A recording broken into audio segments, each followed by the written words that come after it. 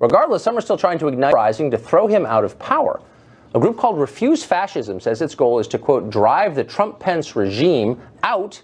They describe it as illegitimate, a cabal of, quote, white supremacists, women haters, science deniers, religious fundamentalist zealots, and warmongers who will eventually start a nuclear war. We're joined now by Sunsara Taylor. She's an organizer with Refuse Fascism. Sunsara, thanks for joining us. Look, Donald, we're facing an emergency. Humanity is facing an emergency. A fascist regime has seized the reins of power in the most powerful, actually the sole superpower in the world. Trump and Pence are operating out of Hitler's playbook, only they have nuclear weapons. And what refusefascism.org is saying to the world is that while it's beautiful, it's righteous that millions of people have stood up in protest and continue to do so. And by the way, since I know he sometimes watches, President Trump, if you're watching, way more people have protested than were at your Nazi inauguration. But while this is beautiful, this resistance needs to grow, and people need to confront that this is a fascist regime that could drop the hammer and close down. It's working aggressively to close down the space for people to stand up and resist. And so in the name of humanity, 7 billion on this planet, we need to pour into the streets and say no. We refuse to accept a fascist America. We refuse to accept this for the world, and we must drive them out. We need to stay in the streets. A man who campaigned and said, I long for the days when protesters were dragged out on stretchers, who offered to pay the bills of people who assaulted protesters at his rally. Donald Trump is a fascist. That's out of Hitler's playbook. This is a danger to humanity, and yes, it's in its early stages, but people need to rise up and stop it before it is too late. I absolutely think.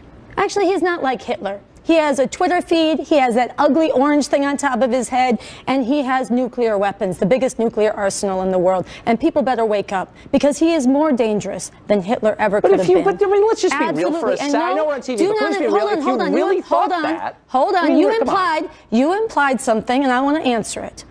You implied that I'm going to do something that's untoward, whatever. I'm calling for mass political protest and resistance, building on what's happened and staying in the streets in the name of humanity. Before the man starts, he asked 3 times, if I have nukes, why can't I use them? No, this is the mass incineration of human beings on an industrial scale. I can see that you're spun up here. I assume you're being serious, hard as it is to believe, when you use rhetoric like he's Hitler, he's going to incinerate the world.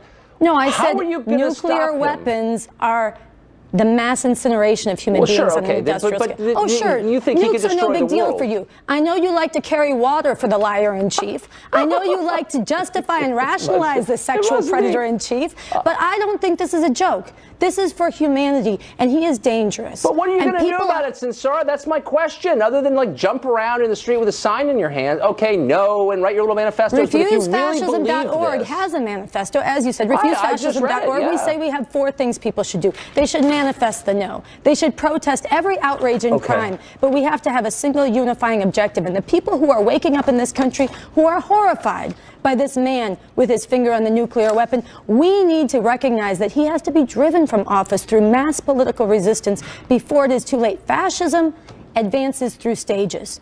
Shock, awe, violence, and then periods of normalization. With political resistance, but whatever, you may not know that. It would have taken millions and millions to rise up to stop Hitler. It absolutely would have. But what do you think? And it's what people should have done. Okay, may I ask you a real question? It is shameful for you to dismiss this. But hold on, I know it's shameful, but let me ask you this.